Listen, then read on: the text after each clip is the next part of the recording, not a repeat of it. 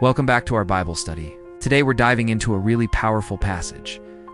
Mark chapter 14, verses 1 through 11. This section is so crucial because it perfectly sets the stage for the final events of Jesus' life. We're going to see this incredible contrast between the pure hatred of his enemies, the deep, selfless love of a devoted follower, and the heartbreaking betrayal from one of his very own. So let's get into it and explore these verses together. Verse 1 kicks things off. It was now 2 days before the supper of the special religious gathering, to remember how the Jews left Egypt and the supper of bread without yeast. The religious leaders and the teachers of the law tried to trap Jesus. They tried to take him so they could put him to death. Right away, the scene is tense and urgent. Passover is just 2 days away. This is one of the most sacred times for the Jewish people, a time of reflection and celebration. But instead of preparing their hearts for God, the highest religious authorities are consumed with a dark plot. They're actively scheming to murder Jesus. Their plan is secretive, it's malicious, and it just screams of their rejection of the very Messiah sent from God. Verse 2 reveals their true motives. These men said, "This must not happen on the day of the special supper. People would be against it and make much trouble." So what's really going on here? It's not about justice. It's about fear. They're afraid of the crowds. Jesus was incredibly popular with the common people, and the leaders were terrified that arresting him during the crowded Passover festival would spark a riot. Their caution is purely political, not spiritual.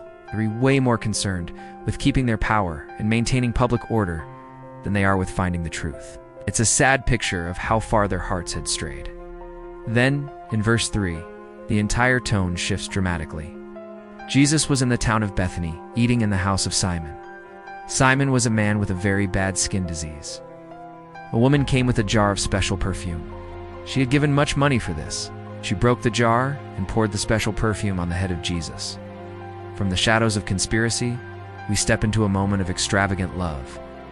A woman who we learn from the Gospel of John is Mary of Bethany comes in. And this isn't just any perfume. It's incredibly valuable. It was likely a family heirloom, worth about a year's wages for a common worker. And notice what she does. She breaks the alabaster jar. This isn't just opening the lid. Breaking it means she's holding nothing back. Every single drop is for Jesus. It's a beautiful, total, unreserved act of worship and devotion. But not everyone sees it that way. Verses 4 and 5 say, some of them were angry. They said, "Why was this special perfume wasted? This perfume could have been sold for much money and given to poor people." They spoke against her. The disciples, or at least some of them, are looking at this from a very practical, worldly perspective. And their argument sounds logical, right? Think of how many poor people that money could have helped. But in their focus on the practical, they completely miss the profound spiritual significance of this moment. Their criticism is harsh, and it shows they just didn't grasp the heart of true worship. This is where Jesus steps in. Verses 6 and 7. Jesus said, "Let her alone. Why are you giving her trouble? She has done a good thing to me. You will have poor people with you all the time. Whenever you want, you can do something good for them. You will not have me all the time." Jesus immediately defends her. Doesn't just say she meant well. Says she has done a good thing for him. He recognizes it for what it is.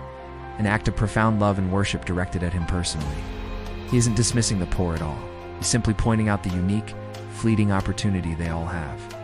He's there, in person, but not for much longer. This was a once-in-an-eternity moment to honor him before his impending death. And then comes the deepest layer of meaning in verse 8. She did what she could. She put this perfume on my body to make me ready for the grave. This is the heart of the entire story. Jesus reveals the prophetic nature of what Mary has done. She might have just been showing her overwhelming love for him, but her anointing served a much greater divine purpose. She was preparing his body for burial. Think about it. At a time when the disciples were still arguing about who was the greatest in the kingdom, this woman was the only one who seemed to spiritually sense, even if she didn't fully understand it, what was about to happen to Jesus. Jesus then gives her an incredible honor in verse 9, for sure. I tell you, wherever this good news is preached in all the world, this woman will be remembered for what she has done. Wow. Just let that sink in. Jesus declares that her simple, beautiful act of love will be told and retold for all time. Her story will be forever linked with the gospel itself. It stands as a timeless, powerful example of what selfless, sacrificial devotion looks like. But just as we're taking in the beauty of that moment, the narrative takes a sharp, tragic turn in verse 10. Then Judas Iscariot was one of the 12 followers, and went to the religious leaders to give Jesus over to them. From the height of beautiful worship, we plummet to the depth of betrayal. And it's not just anyone. It's Judas, one of the 12, a member of Jesus' inner circle. Immediately after witnessing this incredible act of love, he secretly goes to the very same leaders who were plotting to kill Jesus. The contrast is absolutely devastating and chilling. The final verse of our section, verse 11, seals the deal. They were glad to hear this and promised to give him money. So Judas started to look for a good chance to give Jesus over to them. The religious leaders are overjoyed.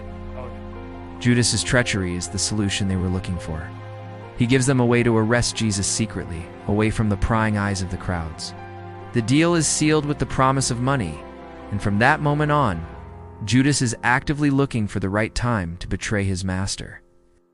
This act sets in motion the final tragic events of the Passion Week.